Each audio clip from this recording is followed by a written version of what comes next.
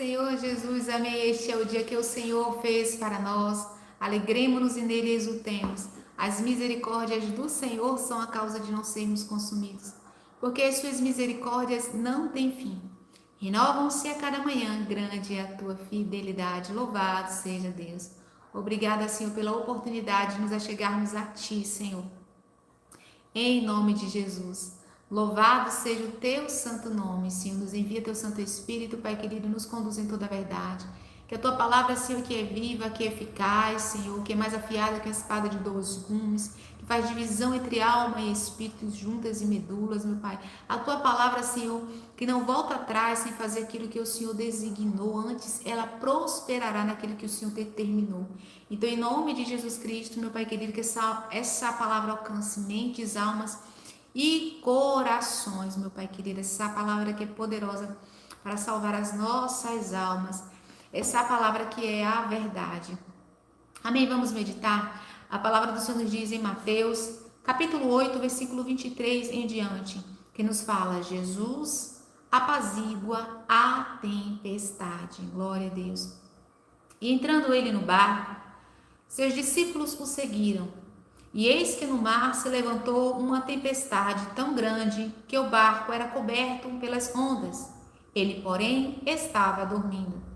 E os seus discípulos, aproximando-se, o despertaram, dizendo: Senhor, salva-nos, que perecemos.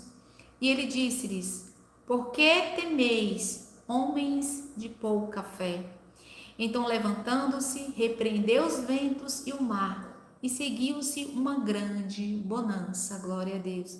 E aqueles homens se maravilharam, dizendo: Que homem é este que até os ventos e o mar lhe obedecem? Louvado seja o nome santo do Senhor. Glória a Deus. Jesus, ele dá uma instrução ali para os seus discípulos, né? Para que seus discípulos passassem para outra margem. Só que Jesus estava presente. Jesus estava no barco. E a palavra do Senhor nos diz que, né, que em meio a essa travessia, em meio a esse percurso, em meio a essa transição, se levantou uma grande tempestade, né? E essa tempestade causou medo, e essa dificuldade, essa adversidade causou medo. A gente traz para as nossas vidas, todos nós passamos por algum momento de dificuldade, de situação adversa. E a gente muitas vezes faz que nem os discípulos, vai falar com Jesus, mas vai falar com medo. Vai falar com Jesus, mas vai falar cheio de angústia, como se aquilo não tivesse solução, porque foi essa a atitude aqui dos discípulos, né? Eles pensavam que ia perecer. E a palavra do Senhor nos diz que Jesus ele estava dormindo, mas a palavra também nos dá o discernimento, a revelação espiritual que Jesus era consciente. O fato de Jesus estar dormindo não quer dizer que Jesus não estava consciente do que estava acontecendo, mas Jesus apenas estava em silêncio. Jesus, ele quer que nos momentos, esses momentos de dificuldades, a nossa fé ela venha a ser exercitada, que a gente permaneça reconhecendo a sua presença e permaneça naquilo que a sua palavra nos diz. Louvado seja Deus. Aqui Jesus ele exorta a pouca fé. Em outro evangelho, a palavra do Senhor nos diz, como a gente está em Mateus, lá, e essa passagem também tem em Marcos e Lucas, né, a palavra do Senhor nos diz, né, porque sois tão tímidos, ainda não tendes fé?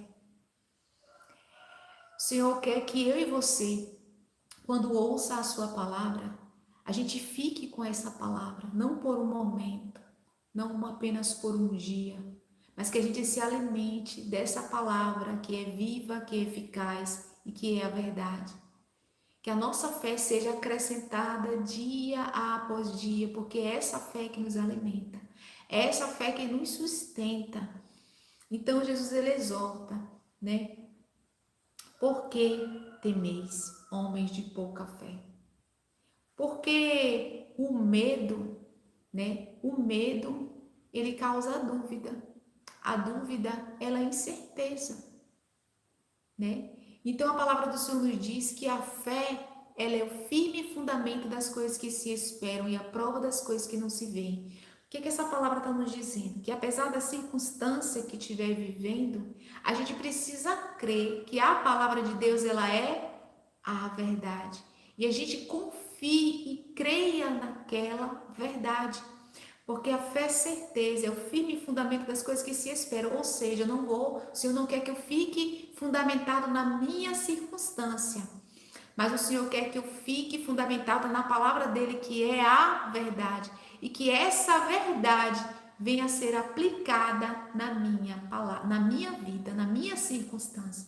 É essa palavra que o Senhor envia e que essa palavra ela vai frutificar naquela circunstância e vai mudar aquela situação.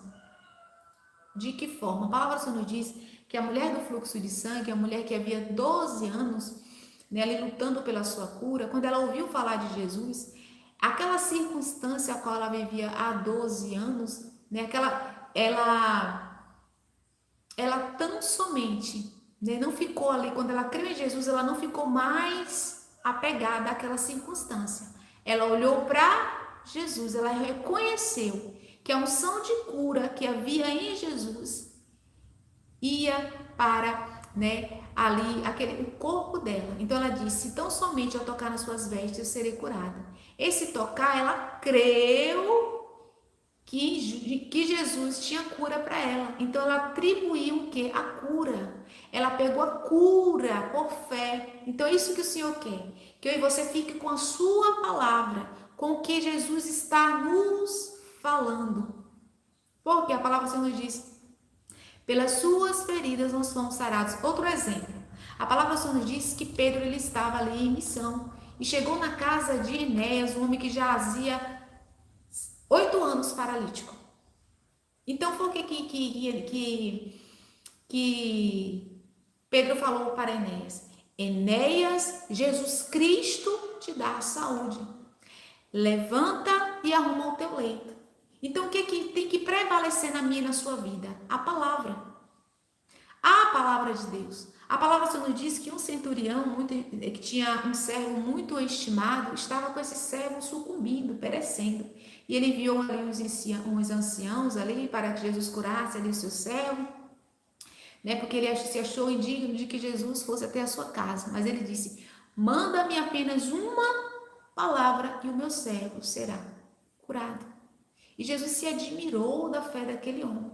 Então o que é que você tem que ficar com a palavra do Senhor? Jairo, um dos chefes da sinagoga, quando estava com sua filha sucumbindo, que ele foi chamar Jesus, né, para que curasse sua filha, e enquanto Jesus ali andava naquele percurso, né, a mulher do fluxo de sangue foi curada, enquanto Jesus ainda estava falando, chegaram uns da casa de Jairo e disse: não incomodes mais o mestre, a sua filha está morta, né? A situação ali foi extrema, só que Jesus, ele resgata ali Jairo pela sua palavra, né? Não temas, crê somente. O que Jesus está dizendo? Para a gente tão somente permanecer na sua palavra. Quando eu e você permanece na sua palavra, a nossa fé é acrescentada. A palavra do Senhor nos diz: de sorte a fé vem pelo ouvir, o ouvir pela palavra de Deus. Então o Senhor nos quer que eu e você permaneça na sua palavra, né? É tanto que o medo é um sentimento natural, mas o Senhor quer que a gente se fortaleça nele, que a gente fortaleça o nosso espírito, que o medo não nos paralise. O Senhor não quer que a gente viva do nosso próprio entendimento, porque a circunstância, ela traz, né, deduções. Quando a gente olha para a circunstância, né, a nossa mente, ela quer se apegar, ou a nossa alma, o nosso coração, mas o Senhor quer que eu e você tão somente olhe para Ele, como Ele resgatou Jairo. Não temas. Crê somente. Para eu e você não temer, a gente precisa ficar com Jesus. Ficar com o que Jesus está falando. Alicerçado na sua palavra. Que a gente venha viver a palavra do Senhor, o milagre. Quando Pedro ali quando Jesus, né, foi ali na quarta vigília da noite, foi ali ter com seus discípulos e Jesus estava andando sobre as águas, os discípulos disseram, é um fantasma, e Jesus disse, não tem mais, sou eu. E Pedro, querendo testificar, disse, se és tu mesmo, manda-me ter contigo. E quando Jesus disse, vem, Pedro ali alicerçado naquela palavra, ele saiu do barco e andou sobre as águas. O que, é que essa palavra está nos dizendo? Quando Pedro ele creu ali em Jesus, ele viveu o sobrenatural, ele estava alicerçado na verdade, no Espírito. Mas a palavra só nos diz que quando Pedro ele reparou, sentiu o vento forte, o vento que era contrário, ele temeu, né? E ali começou a afundar, ele pediu socorro de Jesus. E Jesus disse, né? Por que duvidaste? Né? Homem de pouca fé.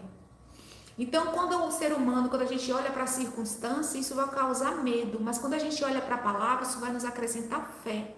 A gente vai fazer com que a gente viva o milagre. Então, a gente precisa se esforçar. A palavra só nos diz, deixai, não vos conformeis com os padrões deste mundo, mas deixai-vos que Deus transforme pela renovação da mente, para que possam experimentar com boa, perfeita e agradável é a vontade de Deus.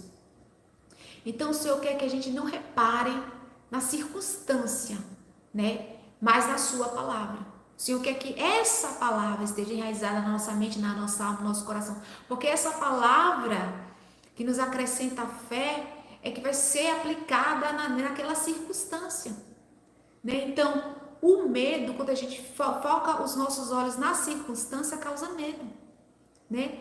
A falta de fé, a dúvida, a incerteza. Mas quando a gente foca ali, Jesus se esforça para segurar na palavra, para permanecer na palavra, e se esforçar, né, para ter a nossa mente renovada pela palavra de Deus, a gente vive o milagre. E essa é a vontade de Deus.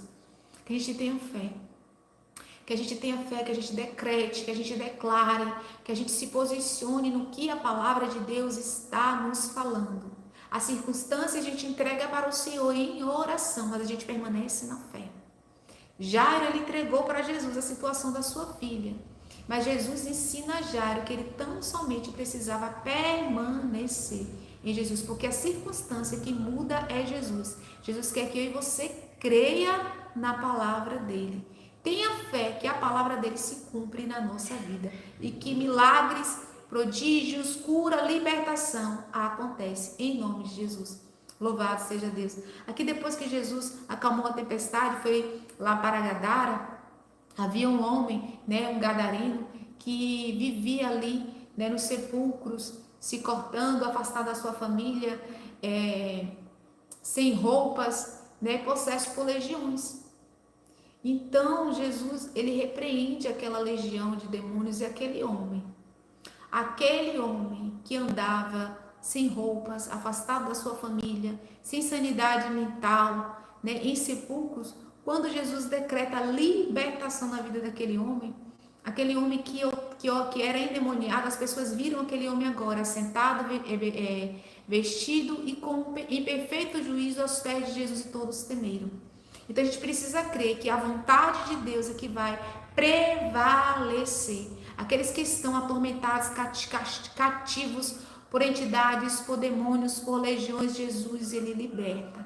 A gente tem que crer que Jesus, ele liberta. Jesus, ele liberta, que é a vontade de Deus que vai prevalecer. Porque a palavra do Senhor nos diz, o Espírito do Senhor está sobre mim. Porque ele me ungiu para evangelizar os pobres. Enviou-me para proclamar libertação aos cativos, restauração da vista aos cegos, para pôr em liberdade os oprimidos e proclamar a hora aceitável do Senhor. Amém? Então, a libertação, a cura, porque para Deus nada é impossível. Então, a gente tem que ver, em nome de Jesus Cristo, a vontade de Deus se cumprindo nessas vidas. Essas pessoas sendo libertas pelo poder da palavra de Deus.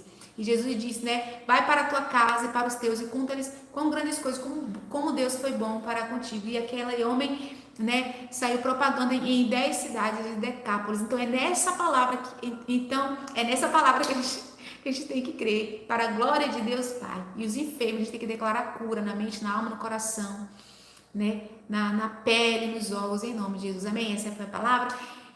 Se você ainda não é inscrito aqui no canal, se inscreve, deixa sua curtida, deixa seu glória a Deus, né? Eu agradeço a minha para a nossa tenda. Crê no Senhor Jesus, será salvo da tua casa. Amém? Glória a Deus.